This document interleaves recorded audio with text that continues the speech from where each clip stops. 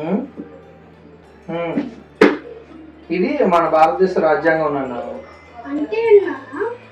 అంటే మన దేశం ఎలా నడవాలి, ప్రభుత్వం ఎలా పనిచేయాలి, మన ప్రజలకు ఉన్న హక్కులు ఏంటి అన్నీ ఈ పుస్తకం ద్వారా మనకు తెలుస్తుంది అనమాట. సరే, నీకు ఈ విషయం ఎక్స్ప్లెయిన్ చేస్తాను, కూర్చో. అవునా, మన దేశ ప్రజల కోసం ప్రతి పౌరుడికి కొన్ని ముఖ్యమైన హక్కులు రాజ్యాంగం ఇవ్వడం జరిగింది. వాటినే మౌలిక హక్కులు అంటారు. మౌలిక హక్కులు అంటే ప్రభుత్వం ఎవరిపైన అన్యాయం చేయకుండా ప్రతి మనిషి గౌరవంగా జీవించడానికి నిర్ణయించబడ్డ హక్కులే మౌలిక హక్కులు అన్నమాట. అవి 12 నుంచి 35 వరకు ఉన్న ఆర్టికల్స్ లో పొందుపరచబడ్డాయి ఈ పుస్తకంలో. సరే, నేను ఒక్కొక్కటి చెప్తాను, జాగ్రత్తగా విను. మొదటిది సమానత్వ హక్కు. అంటే ఇది 14 నుంచి 18 వరకు ఆర్టికల్స్ లో ఉందన్నమాట. సమానత్వ హక్కు అంటే ఏంటంటే చట్టం ముందు అందరూ సమానమే. కులం, మతం, జన్మస్థానం ఎవరిని వివక్ష చూపించకూడదు అనమాట. రెండవది స్వేచ్ఛ హక్కు. ప్రతి పౌరుడికి తన అభిప్రాయాన్ని స్వేచ్ఛగా చెప్పే హక్కు ఉంది. తనకి ఉద్యోగం చేసుకోవాలా, వ్యాపారం చేసుకోవాలని సొంతంగా నిర్ణయం తీసుకునే హక్కు ఉందన్నమాట. ఈ హక్కు దానిని వివరిస్తుంది. ఇది 19 నుంచి 22 వరకు ఉన్న ఆర్టికల్స్ లో పొందుపరచబడింది. సరేనా?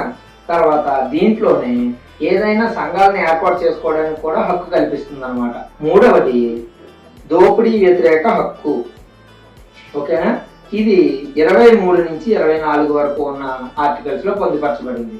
అంటే ఎవరి చేత కూడా బలవంతంగా పనిచేయించకూడదు. ముఖ్యంగా చిన్నపిల్లలతో ప్రమాదకర పనుల్లో అసలు ఉంచకూడదు. దీని యొక్క ఉద్దేశం అది. స్వేచ్ఛ హక్కు ఇది 25 నుంచి 28 వరకు ఉన్న ఆర్టికల్స్ లో ఉందన్నమాట. ఓకేనా? ప్రతి వ్యక్తికి తనకు నచ్చిన మతాన్ని ఎంచుకునే హక్కు ఉంది.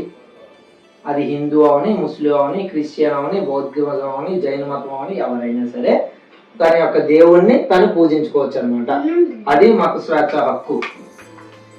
తర్వాత సాంస్కృతిక మరియు విద్యా హక్కులు. అంటే ప్రతి వర్గం వాళ్ళు కూడా తన భాషని, తన సంస్కృతిని ఎంచుకునే హక్కు ఉంది. ఎవరికి నచ్చినట్టు వాళ్ళు చదువుకునే హక్కు ఉంది.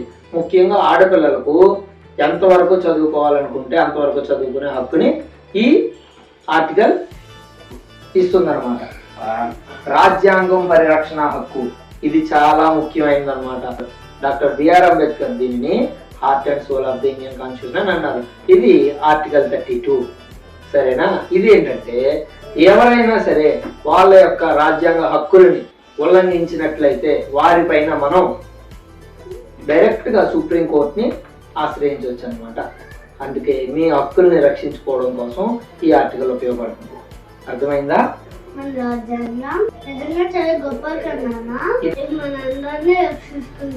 అవునా? అందుకనే భారతీయులందరూ కూడా మన రాజ్యాంగాన్ని గౌరవించాలన్నమాట. సరేనా? జాగ్రత్తగా అక్కడ పెట్టేసి.